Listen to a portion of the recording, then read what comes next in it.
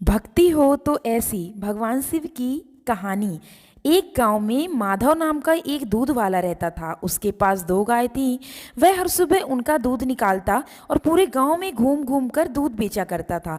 माधव का हर रोज का नियम था कि दूध बेचने के बाद उसके पास जो भी दूध बचता था उसे माधव रास्ते में शिव जी के मंदिर में शिवलिंग पर चढ़ा देता था। उसका दोस्त राजेश हर रोज उसे ऐसा करते हुए देखता था। एक दिन उसके मित्र राजेश ने उससे पूछा कि तू इतनी मेहनत से पूरे गांव में दूध बेचता है, फिर जो दूध बच जाता उसे शिवलिंग पर क्यों चढ़ा देता है? बाकी लोग तो थोड़ा सा दूध पानी में मिलाकर शिवलिंग पर चढ़ाते हैं।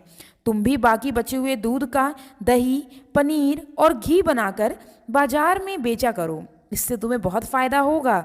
माधव ने कहा, राजेश, मैं पूजा पाठ नहीं जानता, मैं तो भोले बाबा की भक्ति करता हूँ। मैं अनाथ हूँ और इन्हें अपना पिता मानता हूँ, इसलिए इन्हें दूध चढ़ाकर इनकी सेवा करता हूँ। भोलेनाथ की दया से मेरी गुजर बसर अच्छे से हो जाती है। राजेश उसे बहुत समझाता है, लेकिन वह नहीं मानता और हर दिन बचा हुआ दूध शिवलिंग पर चढ़ा देता था। एक दिन वह शिवलिंग पर दूध चढ़ा रहा था, तभी मंदिर के पुजारी ने कहा, बेटा, हर दिन तू महादेव का अभिषेक दूध से करता है। तेरी क्या मनोकामना है जिसके लिए तू ये सब कर रहा है? माधव ने कहा, मुझे भोलेनाथ से कुछ नहीं चाहिए।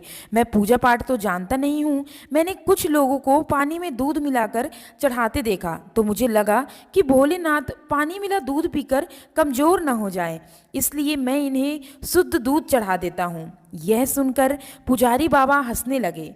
वह माधव के भोलेपन और उसकी अनोखी भक्ति से बहुत हैरान थे। एक दिन गांव में बहुत बारिश हो रही थी। माधव गांव में बारिश के कारण दूध बेचने नहीं जा पाया। उसका सारा दूध बच गया। वह सारा दूध लेकर मंदिर पहुंच गया। वहां पुजारी बाबा ने उसे रोका और कहा, बेटा, इतना दूध चढ़ाएगा तो सारा दूध पानी की तरह बह जाएगा। तब माधव ने कहा, बाबा, यह तो मेरा रोज का नियम है, मैं इसे कैसे छोड़ सकता हूँ?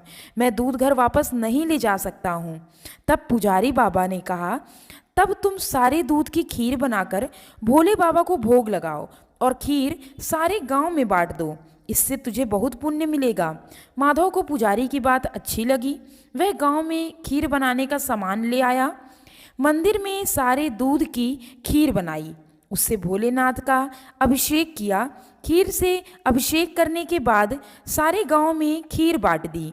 इसके बाद माधव ने एक नियम बनाया। वह हर रोज बचा हुआ दूध शिवलिंग पर चढ़ा देता था और महीने में एक बार दूध नहीं बेचता था। वह उस दिन सारे दूध की खीर बनाकर भगवान को उसका भोग लगाकर गांव में बांट देता था। इधर कैलाश पर्वत पर भगवान भोलेनाथ ने यह सारी बात पार्वती जी को बताई। तब पार्वती जी ने कहा, स्वामी, आपका भक्त कभी आपकी पूजा नहीं करता और ना ही कभी आपका नाम लेता है। केवल दूध और खीर से अभिषेक करने से ही आप उससे कैसे प्रसन्न हो गए? भगवान भोलेनाथ ने कहा कि पार्वती, उसकी निश्चल भक्ति ने मेरा मन जीत लिया। इस संसार में हर कोई मेरी भक्ति और पूजा किसी कामना से करता है, लेकिन मेरा यह भक्त मुझे अपना पिता मानकर मेरी पूजा करता है और यह मेरी चिंता करता है कि कहीं पानी मिले दूध से मैं कमज़ोर न हो जाऊं, इसलिए यह मेरा अभिषेक शुद्ध दूध से करता है। पार्वती जी ने कहा, प्रभु, तब हमें इसकी परीक्षा लेनी चाहिए। भक्त की परीक्षा लेने के लिए भगवान शिव और माँ पार्वती ने सेठ सेठानी का रूप लिया और माधव के घर पहुँच गए। भगवान शिव ने माधव से कहा, दूध वाले, हम तुमसे हर दिन सारा दूध दुगने दाम पर खरीद लेंगे और दूध बेचने के लिए तुम्हें पूरे गांव में भागना भी नहीं पड़ेगा। हमारे नौकर यहीं से दूध ले जाएंगे और यहीं तुम्हें उसका मूल्य दे देंगे। यह सुनकर माधव ने कहा, ठीक है सेठ जी, लेकिन मैं तुम्हें सारा दूध नहीं दे सकता। मेरी गाय जितना दूध देंगी उसमें से थोड़ा सा दूध मैं भोलेनाथ के अभिषेक के लिए रखूंगा, बाकी आप चाहो तो खरीद सकते हैं। तब पार्वती जी ने कहा कि हमें तो सारा दूध चाहिए, इसलिए सारा दूध दो, भले ही दाम 4 गुना ले लो। माधव बोला, नहीं, मैं अपने भोलेनाथ को भूखा नहीं रख सकता। तुम्हें दूध लेना हो तो लो, नहीं तो चले जाओ। यह सुनकर सेठ सेठानी वहां से चले गए और कुछ दूर जाकर ब्राह्मण ब्राह्मणी का वेश बनाकर बैठ गए।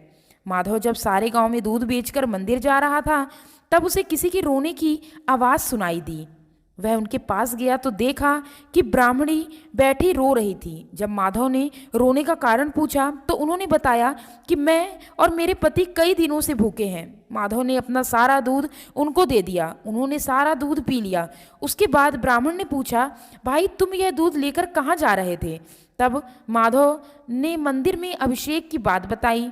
ब्राह्मण ने कहा कि तुमने अपना नियम क्यों तोड़ दिया? तब माधव ने कहा, भगवान भोलेनाथ मेरे पिता हैं, आप भी उन्हीं की संतान हैं।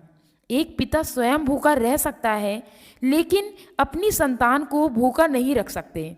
भगवान शिव का क्रोध मैं सह लूंगा। तभी भगवान शिव और माता पार्वती अपने असली रूप में प्रकट हो गए।